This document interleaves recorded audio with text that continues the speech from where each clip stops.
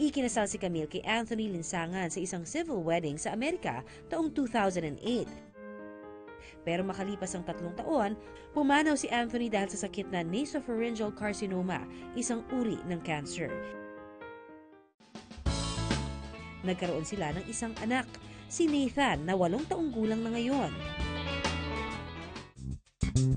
Tulad ng kanyang mommy Camille, si Nathan, hilig ding sumayaw. Katunayan, ang kanilang dance video umani ng milyong views sa YouTube. Bukod sa magandang bonding ng mag-mommy, good for the heart din ang dancing.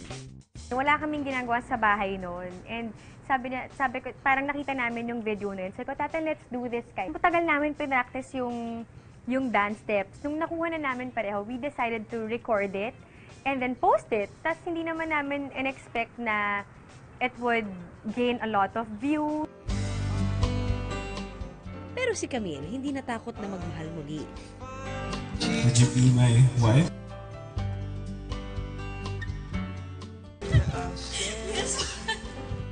Launan, muli siyang nakatagpo ng pag-ibig, ang nurse na si VJ Yambao.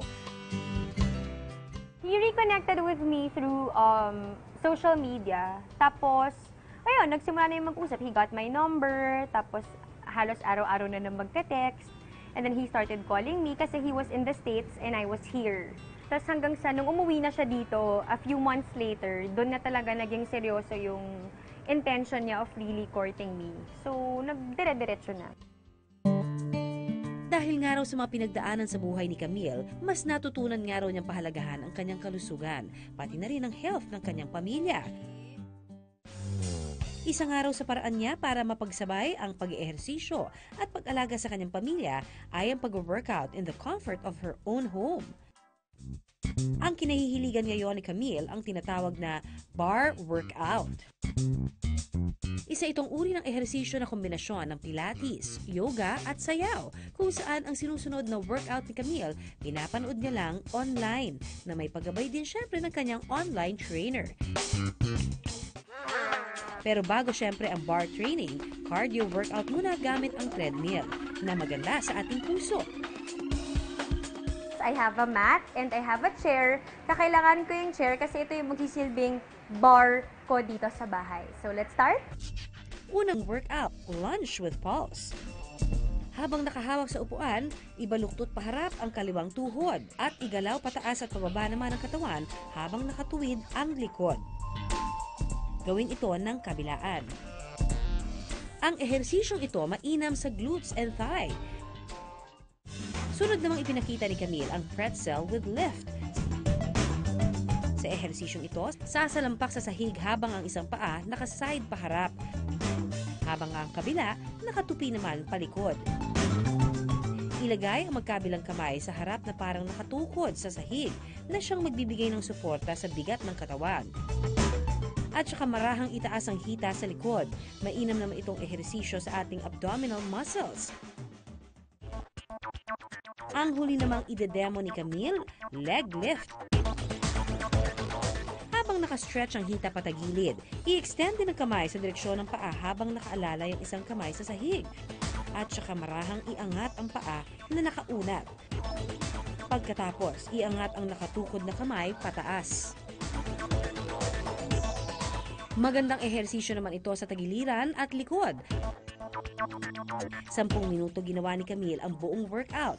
Dahil low impact, pwede itong gawin kahit na buntis. Dahil daw sa bar workout ni Camille, ang kanyang timbang na 140 pounds o halos 64 kilos noon, 112 pounds o 50 kilos na lamang ngayon. Sobrang nakakahingal, sobrang nakakapagod. Bali yung bar method kasi, it uses parang a longer workout. Kumbaga, mas matagal yung pag-uulit-ulit niya. Tapos, maliliit lang yung movement. Kasi tinatarget niya yung mas maliliit na muscles. Medyo masakit siya sa likod kasi yung target niya, yung glutes, meaning yung likod natin, tsaka yung backside or yung obliques, which we rarely get to work out.